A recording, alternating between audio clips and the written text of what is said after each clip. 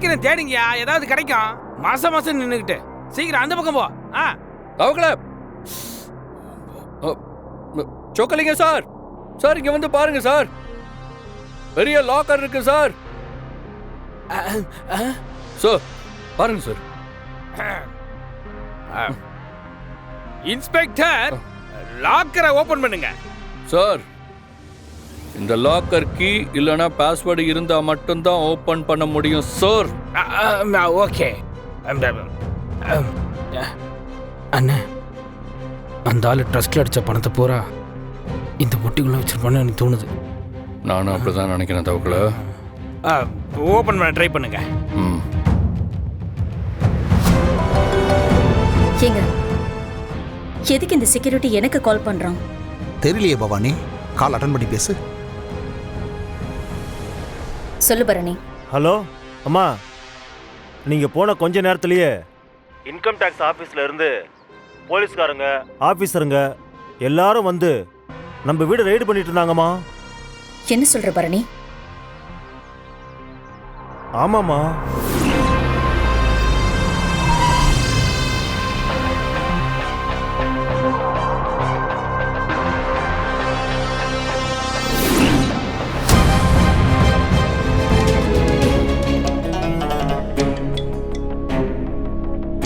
திரும்ப ட்ரை பண்ணி பார்ப்போம்.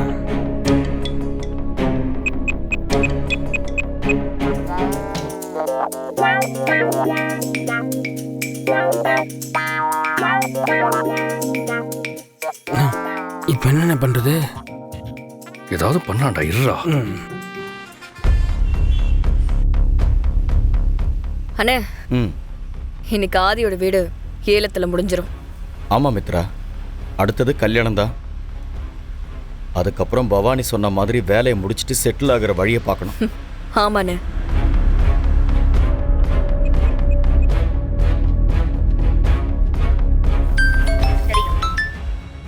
எனக்கு என்னமோ அந்த பாரதி தான் பிளான் பண்ணிருக்காளோன்னு தோணுது. அதனாலதான் நான் என் வீட்டுக்கு போக சொன்னேன். என்னால ஏலம் முடிகிற வரைக்கும் இந்த இடத்தை விட்டு நகரவே முடியாது. நீங்க அங்க போய் பாத்தீங்கன்னா உண்மையான நிலவரம் என்னன்னு தெரியும். வந்திருக்கிறவங்க உண்மையான இன்கம் டாக்ஸ் ஆபீசரா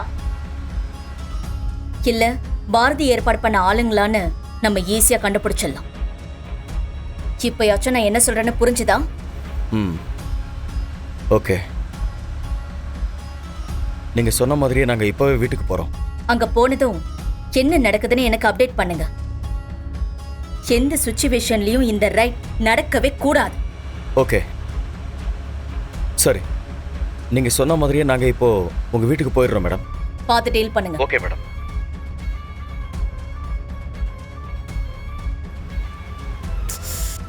என்னன்னா நடக்குதுங்க? எனக்கு ஒண்ணுமே புரியல மித்ரா. பவானி சொல்றப்போ நம்ம முடியாதுன்னு சொல்ல முடியாதுல்ல. உடனே நாம அங்க போய் என்ன நடக்குதுன்னு பார்ப்போம். அப்பதான் ஒரு கிளாரிட்டியாவது கிடைக்கும். ஒருவேளை பவானி சந்தேகப்படுற மாதிரி அந்த பாரதியோட வேலையா இருக்குமோ இது? என்னால அப்படி எதுவும் யோசிக்க முடியல மித்ரா.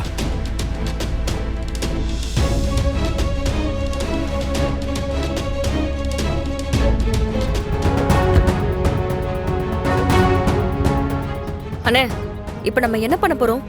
தெரியலையே, எனக்கும் கண்ணை கட்டி காட்டுல விட்ட மாதிரி தான் இருக்கு. இதெல்லாம் கவர்மெண்ட் சமாச்சாரம். நாம ஏதாவது பண்ண போய் பிரச்சனை ஆயிடுமோன்னு பயமா இருக்கு. நீ சொல்றதெல்லாம் சரிதான். ஆனா பவானி நம்மள நம்பி நீங்க போய் ஏதாவது பண்ணுங்கன்னு சொன்னதுக்கு அப்புறம் நம்ம இந்த விஷயத்தை அப்படியே விட முடியாதுல்ல. ஏதாவது பண்ணி தானே ஆகணும். சரி வாங்க, உள்ள போய் பார்க்கலாம்.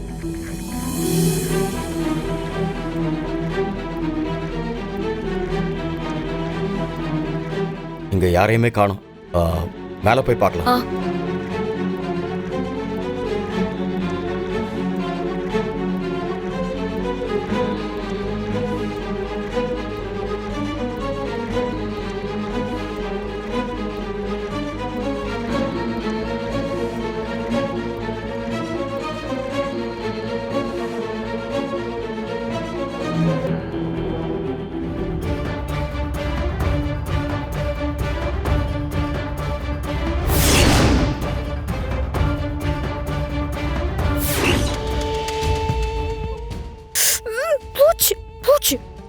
அண்ணன் எப்படி சமாளிக்க போறாருன்னே தெரியலையே.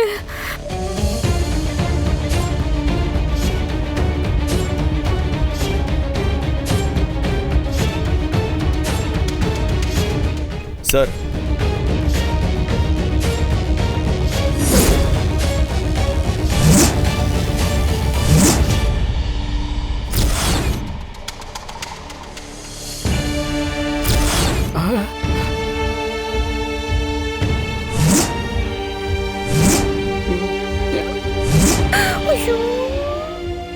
ஆதியும் தவக்கலையும் இங்க எப்படி வந்தாங்க?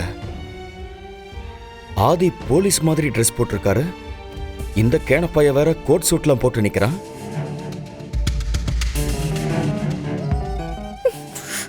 போச்சு. ஷோ, என்ன ஆக போதோ தெரியலையே. சுதாகர் இங்க என்ன பண்றாரு? அண்ணே, இங்கே நடக்கிறதெல்லாம் பார்த்தா எனக்கு இப்போவே கண்ணை கட்டுது. இவர் எதுக்குன்னு இங்கே வந்தார்? தெரியலையேடா. இரு, நான் இப்ப விசாரிக்கிறேன். சுதாகர், நீங்க இங்க என்ன பண்றீங்க? ஆ, அண்ணன் என்ன சொல்ல போறாருன்னு தெரியலையே. ஏதோ யோசிக்கிறாரு. ஆ, ஆஹா, அது நான் இங்க என்ன பண்றேன்னா, நான் இங்க பக்கத்துல என் ஃப்ரெண்டு வீட்டுக்கு வந்தேன்.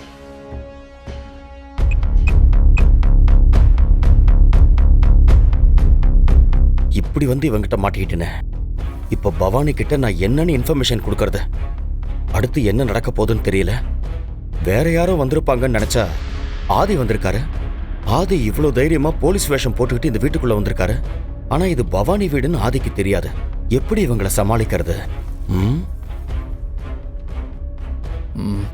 சுதாகர், நீங்க யோசனை பண்றத பார்த்தா இந்த லாக்கரோட பாஸ்வேர்டு உங்களுக்கு தெரிஞ்சிருக்கும் போல இருக்கே. என்ன அது இப்படி சொல்றீங்களே? நானே இவர ஃப்ரெண்டு மாதிரின்னு தானே சொன்னேன். அவரோட லாக்கர் நம்பர் எனக்கு எப்படி தெரியும்? அது நீங்க என்ன கேட்கறதே எனக்கு ரொம்ப ஆச்சரியமா இருக்கு. அதுக்காக கேட்கல. நார்மலா சில ரேண்டம் நம்பரை பாஸ்வேர்டா வச்சிருப்பாங்கல்ல, அந்த மாதிரி ஏதாவது உங்களுக்கு மைண்ட்ல தோணுதான்னு கேட்டேன்.